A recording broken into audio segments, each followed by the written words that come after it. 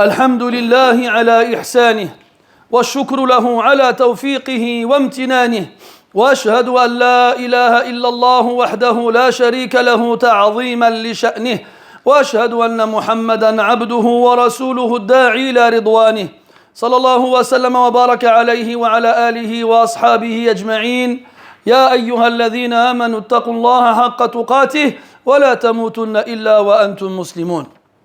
Chers musulmans, depuis 3 jours maintenant, le croissant de lune du mois de Muharram est apparu et ainsi nous sommes rentrés dans une nouvelle année hégirienne, la 1445e. Et généralement dans ce genre d'occasion, les gens se félicitent les uns les autres et se souhaitent une année prospère et heureuse.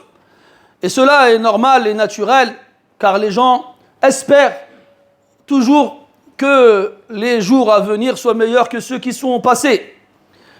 Et c'est une bonne chose dans le sens où il est demandé aux croyants d'être optimistes et de ne pas être pessimistes et encore moins défaitistes. Cependant, le croyant doit aussi savoir que le prophète alayhi salatu wassalam a dit qu'il n'y a pas une année sans que celle qui la suivra soit pire qu'elle. Il n'y a pas une année sans que celle qui la suivra soit pire qu'elle. Et même si ce hadith-là a une portée générale, la règle, c'est que chaque généralité a son exception. Notamment, Anas, radiyallahu anhu, celui qui rapporte ce hadith, l'a dit à des compagnons, à des hommes, qui se sont plaints de l'injustice d'un gouverneur de leur époque qui s'appelle Al-Hajjaj ibn Yusuf. Et là, Anas, pour les rassurer ou les consoler, ou plutôt les mettre face à une réalité dure, c'est de leur dire, si vous vous plaignez aujourd'hui de ce que vous vivez, eh bien sachez qu'il n'y a pas une année qui viendra sans qu'elle ne soit pire que celle qui l'a précédée. Et pourtant, quelques années après, on a eu Omar ibn Abdel Aziz, rahimahullah, qui a été désigné comme calife des musulmans, et la période où il a gouverné était meilleure que celle dans laquelle Al-Hajjaj s'est trouvé qui la précédait. Donc il existe des exceptions à cette règle-là, lakin elle garde une portée générale. C'est qu'en général, toute année est pire que celle qui l'a précédée, sauf quelques exceptions. Donc le croyant se doit d'être optimiste, d'avoir une bonne opinion envers Allah Azza wa Jal, et de lui faire confiance, et d'espérer le bien, tout en gardant en tête que plus les années avancent, et plus elles seront difficiles. Et le croyant donc se prépare à cette difficulté à laquelle il est sur le point de faire face. Et d'ailleurs, Allah dans le Coran nous informe qu'il va nous éprouver certainement. Dans ce verset que vous connaissez tous ou que vous entendez tous, وَلَنَبْلُوَنَّكُمْ بِشَيْءٍ مِّنَ الْخَوْفِ وَالْجُوعِ وَنَقْصٍ مِّنَ الْأَمْوَالِ وَالْأَنفُسِ وَالثَّمَرَاتِ. Certainement, nous allons vous éprouver avec quelque peu de peur, de faim, de diminution des personnes autour de vous, ainsi que des choses qui sortent de la terre comme nourriture, et ainsi de suite. Et dans notre verset, il dit subhanahu wa ta'ala وَلَنَبْلُوَنَّكُمْ حَتَّى نَعْلَمَ الْمُجَاهِدِينَ مِنْكُمْ وَالصَّابِرِينَ. Et certes, nous allons vous éprouver jusqu'à ce que ceux parmi vous, les persévérants, les endurants, les combattants, ceux qui fournissent des efforts, soient visibles par rapport aux autres. Donc l'épreuve, elle est là, va arriver s'obliger. Et le prophète, alayhi salatu wassalam, dans de nombreuses narrations, nous apprend que plus on avance dans le temps et plus les jours seront difficiles pour les croyants. Au point où il viendra un jour où il sera plus difficile pour le croyant de s'accrocher à sa religion que de tenir dans sa main une braise ardente. Donc gardons en tête cela. C'est bien qu'on se dise Inch'Allah cette année qu'elle soit bonne, Inch'Allah ça va s'arranger, et Inch'Allah et ainsi de suite. Mais gardez en tête aussi que les épreuves sont le quotidien du croyant et que plus il vit et plus il sera donc amené à devoir y faire face. Donc nous sommes dans le premier mois de l'année hégirienne, le mois de Muharram. Et ce mois-là est aussi un mois sacré.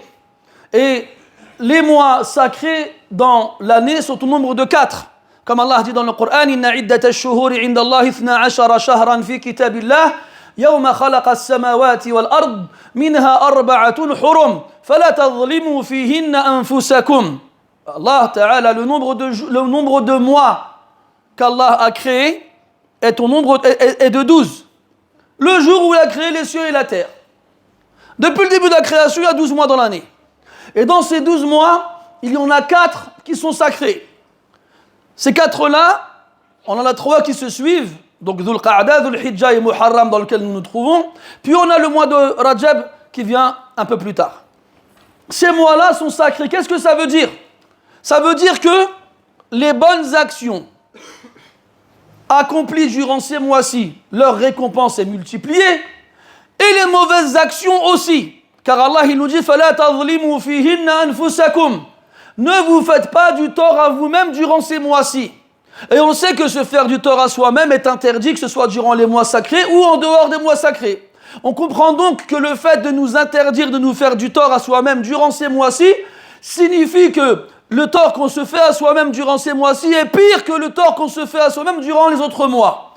Pourquoi? Parce que les péchés y sont multipliés. Et Allah a voulu cette année que le mois de Muharram tombe en plein été.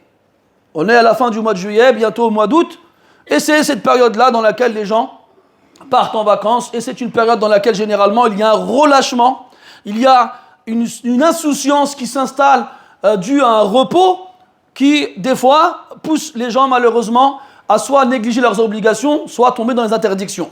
Donc ne tombons pas dans ce piège, car les péchés sont multipliés durant ces mois-ci. Et comme on l'a dit, les bonnes actions aussi. Et d'ailleurs, le prophète alayhi salatu wassalam nous a informé que le mois de Muharram était le meilleur des mois à jeûner dans l'année après le mois de Ramadan. Que le meilleur des mois à jeûner dans l'année après le mois de Ramadan, c'est le mois de Muharram. Et rajoute à cela le fait que nous sommes en plein été et qu'il fasse chaud et que le fait de jeûner dans une journée de pleine chaleur est un mérite supplémentaire. Est un mérite supplémentaire. Et des narrations prophétiques ont été rapportées à ce sujet-là, comme quoi toute personne qui jeûne dans un jour de forte chaleur, Allah Ta'ala éloignera son visage de l'enfer d'une distance de 70 années. Donc celui qui jeûne en temps normal dans un jour chaud, rajoute à cela le fait qu'il jeûne dans un jour qui appartient à un mois sacré, dont les récompenses sont augmentées et multipliées, aura donc un mérite très important. Et durant le mois de Muharram, il y a un jour spécifique dont le fait de le jeûner est encore plus méritoire que le reste du mois. C'est le jour de Ashura. Ashura en référence au nombre 10, Ashr, par rapport au 10e jour de ce mois-ci. Donc le 10e jour du mois de Muharram, qu'on appelle Ashura, est un jour qu'il est demandé de jeûner et pour lequel on a de fortes récompenses. Le prophète sallallahu alayhi wa sallam a dit qu'il comptait sur Allah pour celui qui jeûnait ce jour-là de lui expier l'année qu'il a fait de péché précédant ce jour-là. Et Abdullah ibn Abbas radiyallahu anhu nous dit que le prophète alayhi salatu wassalam recherchait ce jour-là particulièrement dans l'année pour le jeûner plus qu'il ne le faisait pour le reste des jours de l'année. Tellement ce jour-là est méritoire. Comme il recherchait spécifiquement le mois de Ramadan pour le jeûner entièrement, plus que le reste des mois de l'année. C'est donc un jour qu'il est bon de jeûner, et d'ailleurs, si celui qui s'en sent capable, malgré la chaleur, rajoute avec ce jour-là un autre jour, c'est meilleur. Et de préférence le 9e, celui qui le précède. Mais à la base, chez la plupart des savants, c'est de jeûner avec ce jour-là un autre jour. De préférence le 9e, celui qui le précède. Parce que le prophète a dit, alayhi salatu wassalam, si je suis vivant l'année prochaine, je jeûnerai avec le 9e jour. Mais Allah Ta'ala a voulu qu'il meure, alayhi salatu wassalam. Il ne l'a donc pas jeûné, mais il a incité ses compagnons à en faire de même. Donc de préférence le 9e et le 10e jour. Si on ne peut pas jeûner le 9e jour, pour X raisons, alors le 10e et le 11e jour, pour jeûner un jour avec le 10e. Et si on se contente de jeûner le 10e jour seulement, il n'y a rien de détestable dans cela chez la grande majorité des savants.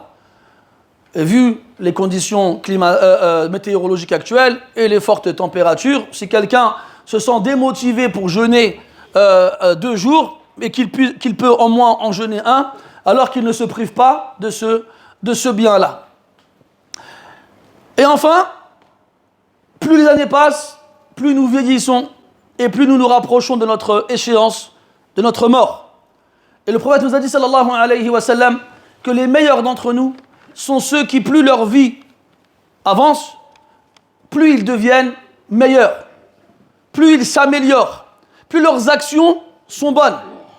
Donc, plus on avance vers notre échéance et personne ne sait quand est-ce qu'il va mourir. Ça veut dire que si quelqu'un, par exemple, il a 40 ans et Allah a voulu qu'il meure à 80 ans, il lui reste 40 ans à vivre. Si quelqu'un en a 15 et il lui reste 5 ans à vivre, il meurt à 20 ans, et il y en a beaucoup qui meurent à 20 ans. Ne croyez pas que la mort n'est réservée qu'aux vieux. Tous les jours, la vie nous apprend le contraire. Et donc c'est à 15 ans, et que Allah il a écrit que tu vas mourir à 20 ans, il ne te reste que 5 ans à vivre. Et donc dans ces 5 années qui te restent à vivre, si tu t'améliores et deviens meilleur dans tes actions, alors tu seras meilleur que celui qui a 40 ans et qui mourra dans 40 ans plus tard. Et ça, c'est des choses importantes à comprendre et sur lesquelles il faut bien réfléchir. Parce que quand on est jeune, on se dit que c'est bon, je suis jeune, j'ai toute la vie devant moi, je n'ai pas besoin de réfléchir maintenant à ces choses-là, j'y réfléchirai plus tard. Mais tu ne sais pas, ce plus tard-là, il s'arrêtera quand pour toi? Donc ne tombe pas dans ce piège qui est tendu par le diable et sache que le jeune qui adore Allah durant sa jeunesse, il a un mérite que le vieux n'a pas. Si les meilleurs des gens sont ceux qui, plus leur vie s'allonge, plus leurs actions s'améliorent, eh bien sache que les jeunes qui passent leur jeunesse dans l'adoration d'Allah, ils seront sur un trône de lumière le jour de la résurrection, sous l'ombre du trône d'Allah subhanahu wa ta'ala. Ce qui montre leur mérite par rapport aux autres. Et ne tombons pas dans le piège du diable qui est at-taswif, plus tard, bientôt, un autre jour. Wa nasallallahu subhanahu wa ta'ala أن يوفقنا لطاعته وأن يوفقنا لكل خير وأن يغفر لجميع المسلمين الأحياء منهم والميتين إنه ولي ذلك والقادر عليه. بعض الإخوة جاءوني قبل الخطبة طلبوا مني بعض الدعوات. أحدهم له قريب توفي وقد تصدق بصدقة يطلب الدعاء. نسأل الله سبحانه وتعالى أن يتقبل منه صدقته وأن يجعلها سببا لنزول مغفرته ورحمته على قريبه الميت. وآخر جاءني قال لي أن زوجة أحد أقاربه كذلك مريضة، هي حاليا في المستشفى، نسأل الله سبحانه وتعالى أن يشفيها شفاء لا يغادر سقما وأن يعجل لها بالشفاء. وكذلك آخر جاءني قال لي زوجته مريضة، نسأل الله سبحانه وتعالى أن يشفيها شفاء لا يغادر سقما. ونسأله سبحانه وتعالى أن يشفي جميع مرضى المسلمين الحاضرين منهم خاصة والغائبين، وأن يغفر لجميع موتى المسلمين، وأن يوفق الجميع لما فيه رضاه إنه ولي ذلك والقادر عليه. سبحانك اللهم وبحمدك أشهد أن لا إله إلا أنت نستغفرك ونتوب إليك. وصلى الله وسلم وبارك على عبده ورسوله محمد وعلى آله وأصحابه أجمعين والحمد لله رب العالمين. وقوموا إلى صلاتكم يرحمكم الله.